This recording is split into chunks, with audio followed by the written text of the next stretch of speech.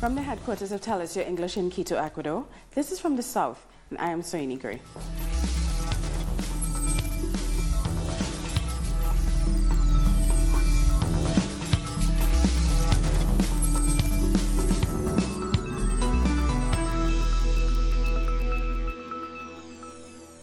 We start in Puerto Rico, where police have violently suppressed a Workers' Day demonstration taking place in the capital city, San Juan.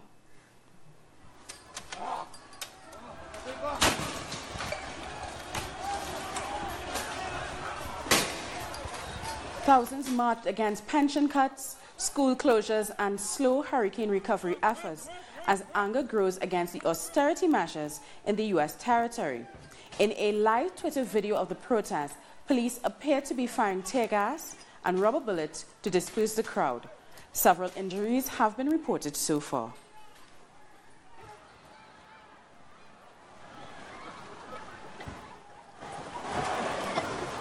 Online videos and pictures of the protest show demonstrators running away as thick clouds of tear gas billow through the cloud. Clashes were reportedly centered in the district of Hatoré, where many banks and financial institutions are located.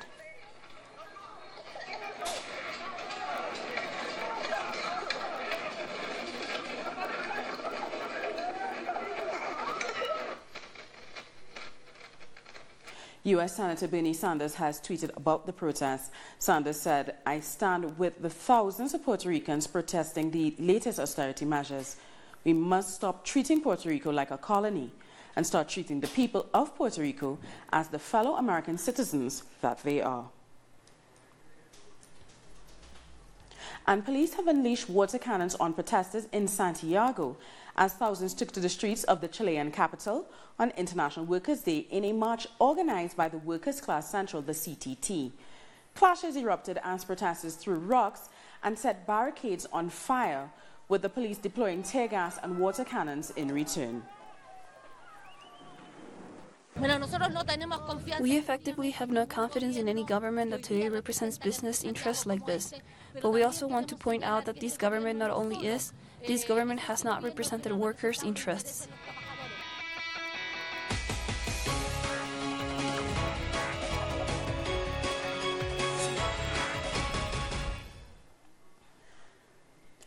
In Venezuela, President Nicolas Maduro used May Day celebrations as an opportunity to appeal to voters ahead of the May 20th election. Maduro asked the crowd for their support to defeat the economic war against Venezuela, saying the mafias do not respect the regulation of prices. Maduro said on Sunday, May 20th, he wants 10 million votes. I want to thank the Venezuelan working class. I want to congratulate you because today is the day of the productive people, the people who work for this nation. Today is the day of the people who support the country with their daily effort and commitment. I congratulate working men and women, and especially working youth. And one day after President Nicolas Maduro raised the minimum wage in the country, presidential candidate Henry Falcon also vowed to raise the minimum wage if he wins the election.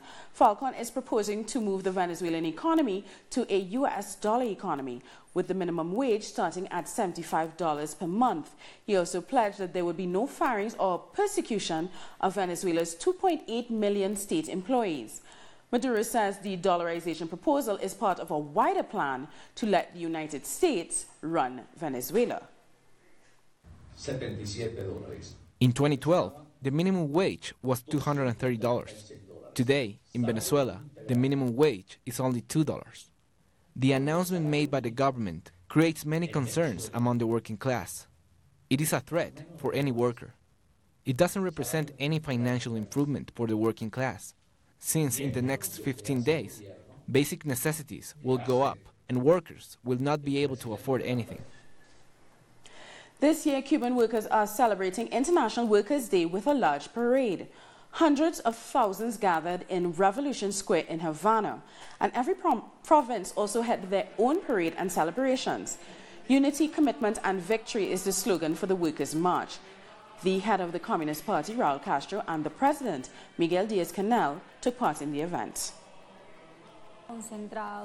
And Workers' Union Secretary General Ulysses Guiarte de Nacimiento said Cuba supports countries defending their dignity and sovereignty, and that Cuba supported the Bolivarian Revolution and President Nicolas Maduro, Daniel Ortega in Nicaragua, and Brazil's former president, Luiz Ignacio Lula da Silva.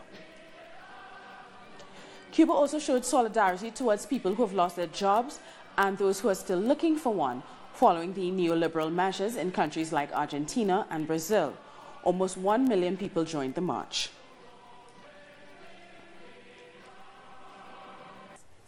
Over in Brazil, Luiz Ignacio Lula da Silva is the focus of demonstrations for International Workers' Day. Demonstrators all across the country are asking for the release of the former Brazilian president. They're also marching against the neoliberal policies imposed by President Michel Temer's government. Our correspondent, Adriana Rebreno, brings us all the details. Here in Brazil, this 1st of May, the International Workers' Day, the fight for the release of former Brazilian President Luiz Ignacio Lula da Silva has been the central theme. In Curitiba, capital city of the southern state of Paraná, where Lula is detained, there was a demonstration this morning to protest about what they say it is the unfair imprisonment of a political leader. Curitiba has seen different rallies in the past 20 days since Lula was arrested. Also in other Brazilian cities, as well as in the capital, people have gathered to ask for Lula's release. Another main theme for this 1st of May is the criminalization of political leaders, especially from the left wing. They are also calling for justice in the murder of Rio de Janeiro councillor Marielle Franco and against the attack that the Free Lula camp suffered last weekend. So, a day of protest here in Brazil to ask both for the release of Lula and to fight against the reforms promoted by Michel Temer's de facto government and its neoliberal policies. We thank Adriana Rebreno for that report. Now, thousands of Nicaraguans are calling for peace and dialogue on this International Workers' Day. The gathering was in the emblematic Plaza de las Victorias. Peace and dialogue are the main issues on this day. Thousands of Nicaraguans responded to the call of President Daniel Ortega. The main goal is peace and dialogue, and we are fully committed in any circumstance. There are some people that want to boycott the talks, but Nicaraguan families, campesinos, workers, young people, women, the people are all going to defend peace. After a minute of silence in honor of the victims of the recent violence, President Ortega urged people to stop violence overtaking Nicaragua. They are sowing hatred where there isn't any. We are here with our government sowing love and caring for all the children and their future. We are all Nicaraguans. We are all brothers and sisters. We bleed blue and white, but we are also red and black. Let us have love and brotherhood, because we are a united people, and the people united will never be defeated. With songs and flags, Nicaraguans confirmed that their commitment to defending peace will not stop. We are all Nicaraguans. We are all secure. We have jobs, health, and education for our kids. Me, as a young mother, I want my son to keep being a child who can play in peace and happiness. That's why I'm here. The message is to sow love where there is hatred. Even though there isn't a date yet for the talks, many people are out here supporting the president's message. Speaking at a Labor Day event in Jamaica, Prime Minister Holness said that providing employment for all was his government's goal. He said Jamaica's unemployment rate has already fallen from 13.7% in April 2016 to 9.6% in January 2018, and that youth unemployment fell from 31.2% in January 2017 to 23.8% 1 year later. But his government still had more work to do. Jamaica can reach the stage where we have full employment. Full employment is within our reach. The challenge, of course, is that we're having employment expansion without seeing significant economic growth. That's a problem that I don't mind having.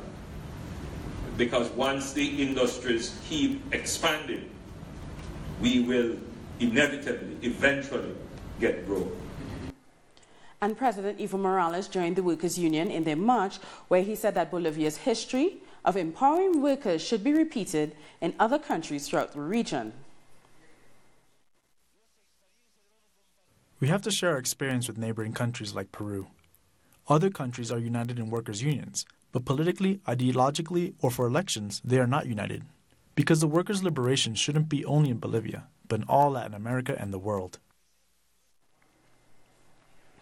Now here's a look at some more mobilizations throughout Latin America and what they meant to the people taking part. In the center of Panama City, this May Day has had special meaning as construction workers have been engaged in an ongoing strike, demanding higher salaries and a new collective agreement. The construction industry is making significant profit, but the earnings have not been passed down to the workers. Striking workers say that they are not only fighting for their own industry, but for all Panamanian workers. The Panamanian working class take the streets to commemorate this day and pay tribute to the heroes of Chicago of 1886, when the working class of Chicago fought for decent salaries, better working shifts, and labor rights, the same rights we demand today. In Costa Rica, protesters marched to the Legislative Assembly in the capital of San Juan. They are protesting against a number of fiscal reforms proposed by the newly elected legislature. About 8% of the gross domestic product is reduced by tax evasions in the hands of big companies and businessmen. That's the government's fault. The government and political parties expect the working class to pay for this. In Peru, unions, social movements, and students reflect on neoliberalism dating back to Fujimorismo. When war was waged on unions, they say that this process has continued through various administrations. We demand more social investment to generate more job opportunities to thousands of workers that have lost their jobs. In a year and a half of President Kuczynski's administration, we have lost more than 200,000 jobs. We want to tell the government that at the same time they negotiate with big corporations, they should open the doors for small businesses. Marches in San Salvador began at 4 different locations and converged at the Divino Salvador del Mundo Plaza. The marches included unionized workers, women's organizations, and other grassroots organizations. The celebration coincides with the day that representatives elected in March take possession of their seats in the National Assembly. We're going to take a short break now, but join us again after this look at what our multimedia colleagues are reporting.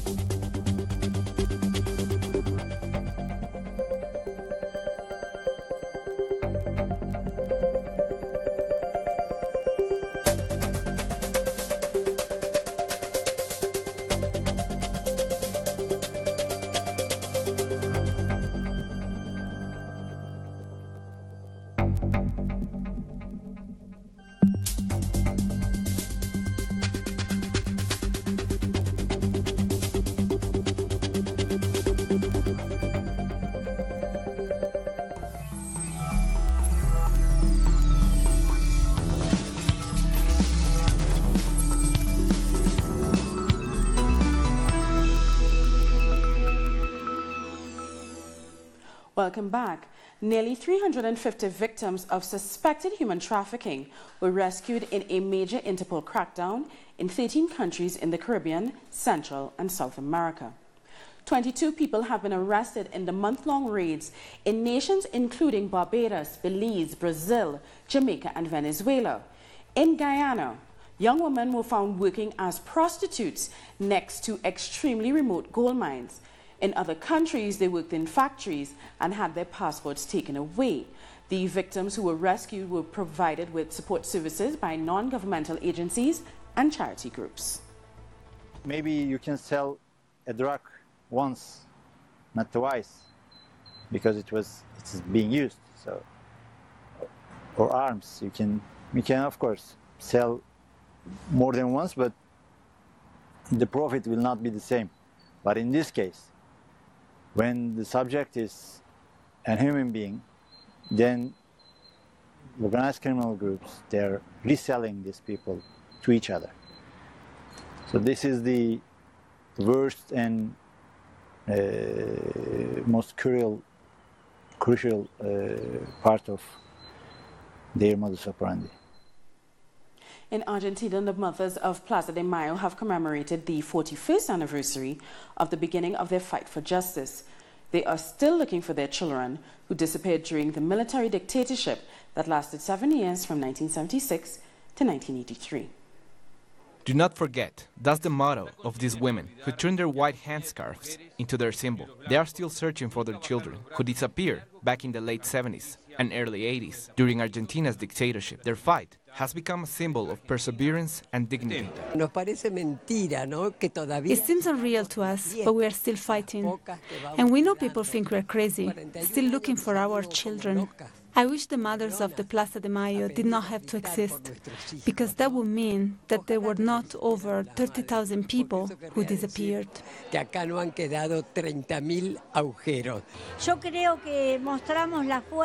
We saw the strength of the resistance against oblivion, and we do not want to change the real history. History is what we all carry inside. The mothers of Plaza de Mayo organized a fundraising lunch during which human rights organizations, artists, and politicians paid tribute to the 30,000 people who disappeared. It really is an exciting day because we are commemorating one of the milestones in Argentinian history. It's a moral milestone. We have the duty to remember and pay tribute because this is what gives us the chance to think independently and not relive the darkest days of the dictatorship. The mothers of Plaza de Mayo also opened their main office to the public to show people their fight and the awards they have received since 1977. It's a celebration day because not every day it's a commemoration of 41 years of fight. This means not having given up, not even for a day, the fight for their children and for their memory.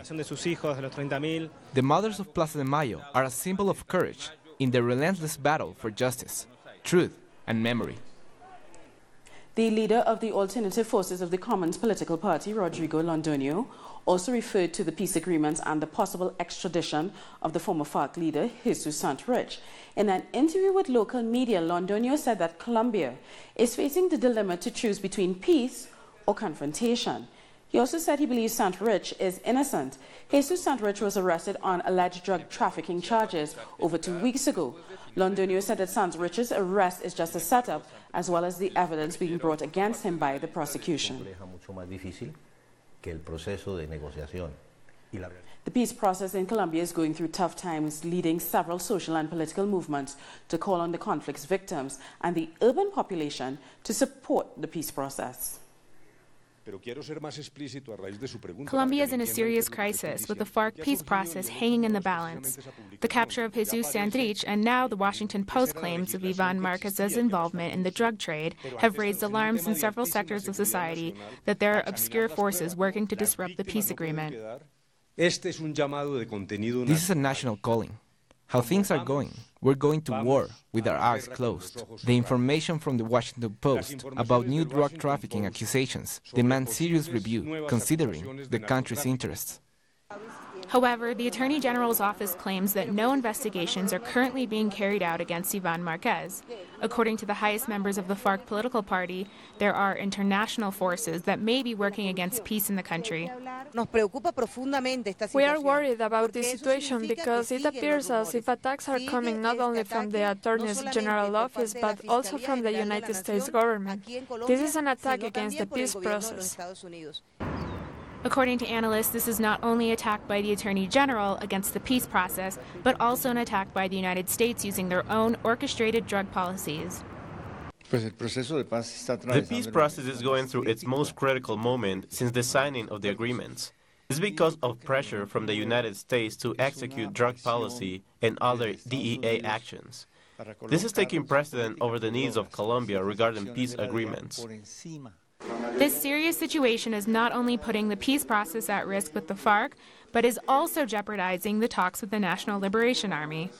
FARC leaders are offering assurance that the group will continue with the peace process, and social movements have made a call to civil society to mobilize on May 1st in favor of peace and to act with diligence in the upcoming presidential elections. One person has died and 3 more are missing after a tower block collapsed during a fire in Sao Paulo, Brazil. Firemen fought the blaze as the 26-story building was engulfed in flames and collapsed in the center of Brazil's largest city. The firefighters said the cause of the fire on the 6th floor was unknown and there could be more victims as 3 people are still unaccounted for. The abandoned former office building was occupied by around 150 people who lived on the lower 10 floors.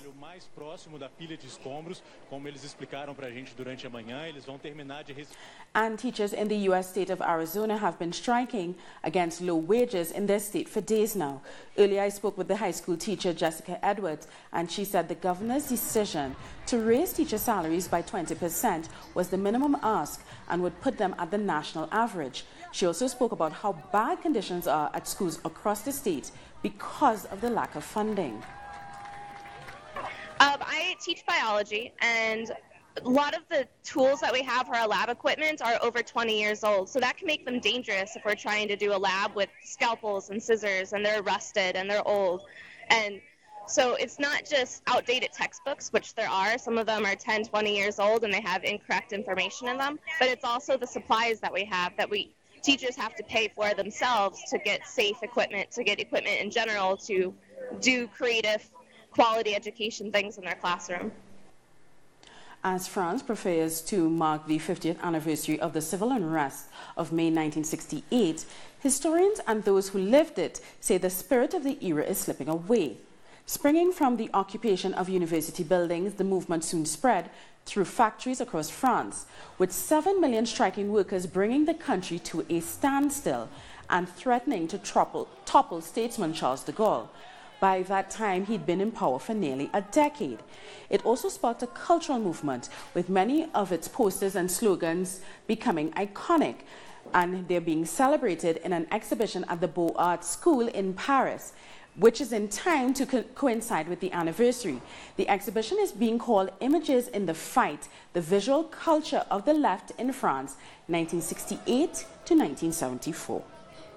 In May 1968, the world of work wasn't the same, but what is interesting and is worthy of comparison is that contrary to false conceptions, May 68 was not one day when everyone got together. It was built up over time, profession by profession, company by company, and we know that everyone didn't start at the same time in May 68, and people didn't go back to work at the same time. As we're trying to do today, we solved problems within companies and national problems too.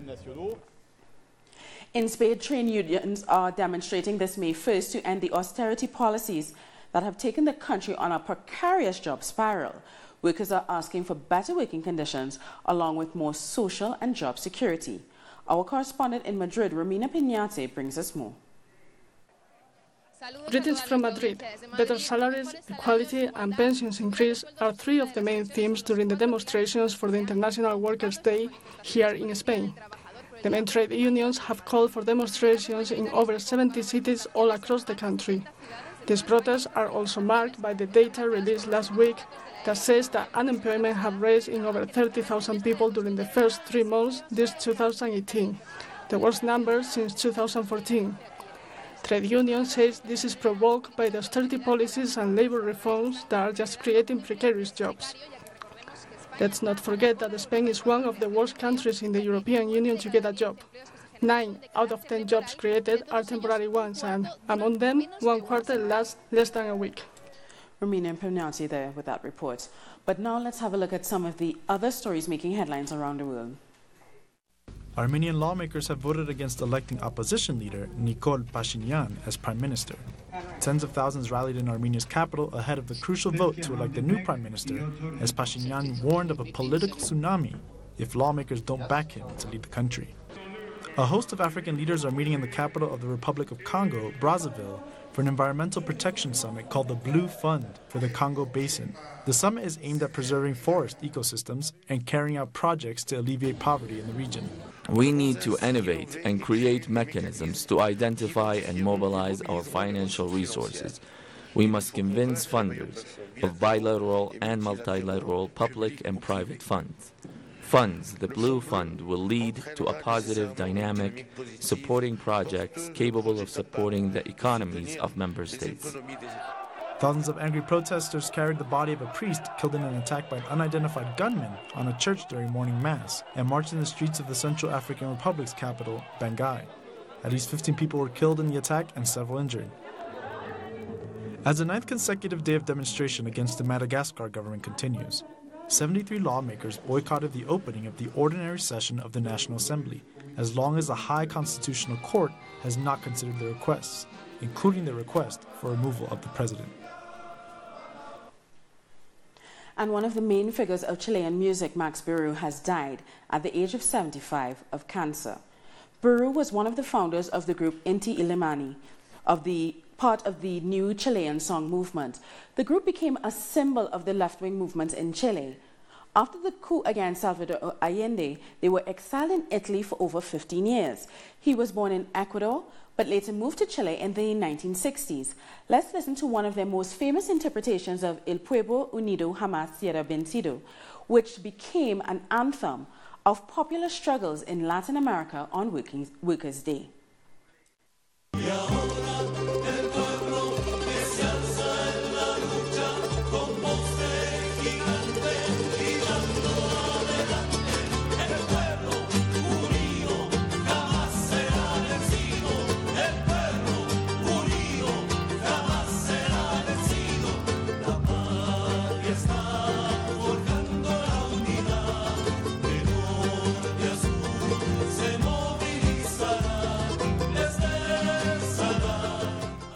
And that performance brings us right to the end of this newscast. But for these and many other stories, you can find them on our website at talisyourtv.net/English. You can also join us on social media on Facebook, Twitter, and Instagram. For Tell Us Your English, I'm Suni Gray. Thank you so much for watching.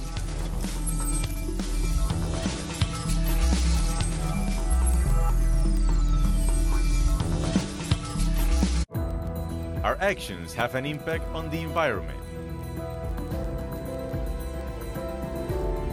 It's our responsibility to change for the sake of our planet.